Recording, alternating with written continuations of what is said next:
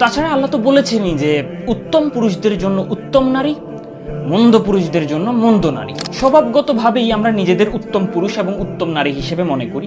আমরা আসলে উত্তম পুরুষ কিংবা উত্তম নারী কিনা তার জন্য আমরা কোরআন পড়ে দেখতে পারি যে উত্তম পুরুষদের বৈশিষ্ট্যের সাথে আমার বৈশিষ্ট্য মিলছে কিনা, উত্তম নারীদের বৈশিষ্ট্যের সাথে আমার বৈশিষ্ট্য মিলছে কিনা। এই জন্য আমি জীবন মৃত্যুর মালিকের কাছে একটা দোয়া করি। এই দোয়ার উক্তিগুলো আমার কাছে খুবই পছন্দের, যে হে আল্লাহ, আমি যদি একজন উত্তম পুরুষ হয়ে থাকি, তুমি আমাকে একজন উত্তম জীবন সঙ্গিনী দান করো। আমি যদি উত্তম পুরুষ না হয়ে থাকি, তাহলে তুমি আমাকে উত্তম পুরুষ হওয়ার তৌফিক দান করো। আমার জীবন সঙ্গিনী যেই হোক, তুমি যেন তার উপর সন্তুষ্ট থাকো, আর সে যেন তোমার উপরে সন্তুষ্ট থাকে।